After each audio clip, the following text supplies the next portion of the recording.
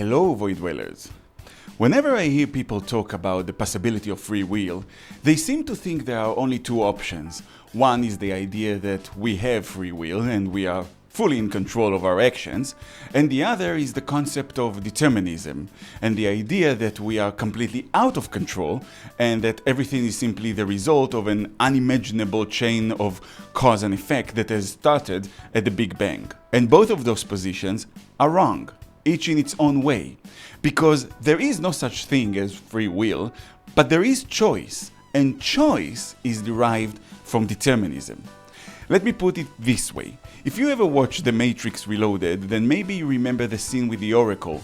She offers Neo candy and he asks, "So do you already know what I'm going to say?" To which he replies, "I wouldn't be much of an oracle if I didn't." "Then how can I make a choice?" Neo asks. And the Oracle tells him, "Because you didn't come here to make the choice. You already made it." Now, if that ever confused you, I'm about to explain what I think the Oracle meant by that. But first, we need to start with why I'm saying there is no such thing as free will. And what you need to understand is that I'm not saying that people are not free to choose. I'm saying that the very definition of this phrase, free will, doesn't exist. It's meaningless. It cannot be defined. It's nonsense. Think about it. How would you even recognize free will? You definitely can't recognize it in others. We are now living in the early days of AI, and as I repeatedly said in the videos dedicated to it, AI is not conscience. It doesn't have free will. It is nothing but millions upon millions of if-then conditions designed to emulate the behavior that humans have evolved to expect. In theory, we could create an android that would seem completely human, if we had the computer power for it and the engineering ability. We could even give it a simulation of urges, just a system that counts back and makes it say that it feels hungrier as time goes by. Then we could give it an array of things that it likes and things that it doesn't like. And you can get to a point where you have an android saying, "You know, I'm pretty hungry. Got something to eat?" And you go, "I can make you a tuna sandwich." And the android would say, "Nah, I don't like tuna. How about we order some pizza?" In short, it can be programmed to emulate human behavior completely, and there would be no way for you to detect that it's not really conscience, that it doesn't really make a decision, that I only programmed it to behave like it does. And the same is true about other humans, which is something that philosophers like Descartes and Hume and others realized long ago. You cannot know the nature of how other humans work just by observing them. As far as you know, you are the only truly conscious being on the planet, and everyone else is just a very sophisticated AI. But the truth is, you can't even recognize free will in yourself. You might say, "That's not true. I experience myself making choices all the time." To which I'd say, "Yeah, you're making choices. That is absolutely true. Or at the very least, you experience your actions in the form of choices. But you cannot know that your choices constitute free will.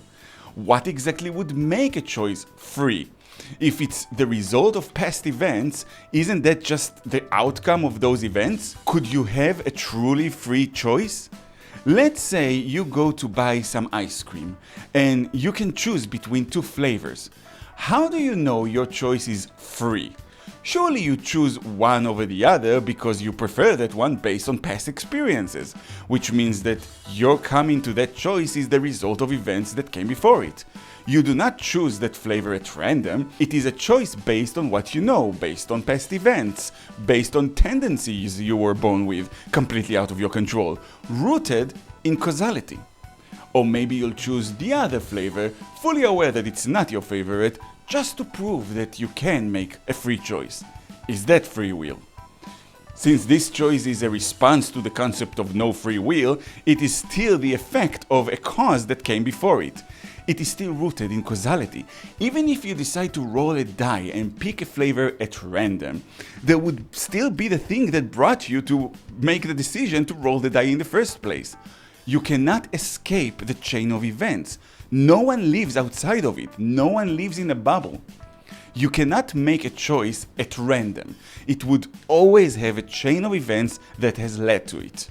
Also, we know that our brain activity is really just electricity being exchanged between our neurons. So what would free will even look like in the brain? Would it be like an electron appearing out of thin air for no reason, thus violating the laws of nature? No, that's impossible. In truth, if we had the technology for it, we'd probably be able to reconstruct a person's entire chain of thought from birth just by following the movement of particles in the system. So the very concept of free will is meaningless, it's nonsense. It cannot be proven, it cannot be properly defined, you can find one example of it anywhere, and it is contradictory to the laws of physics. And yet, you cannot help but experience in your life and the world around you as a series of choices. But the lack of free will is not the same as lack of choice. We like to think that if we could go back in time, then we would do things differently. But that is from a point of view of present us, who is a bit smarter and more informed than past us. Present us already knows the consequences of our choices. But if you went back and had the same exact knowledge, there is absolutely no reason to believe that you wouldn't have made the same exact choices. Your choices at the time were based on who you were and what you knew. They were not random. And therefore, if who you were and what you knew never changed, why would the choice change? And that is what the Oracle is telling Neo.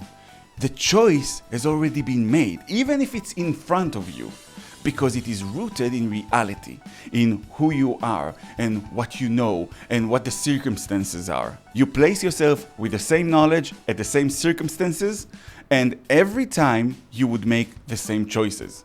Your choices are an expression of you as you interact with your environment. So if someone holds enough information about you and your environment, someone potentially could predict exactly, scientifically, all the choices you'll ever make. And that's why I say that choice is actually a feature of determinism. It is part of the world of cause and effect. You already made all the choices you'll ever make the moment the universe started at the Big Bang.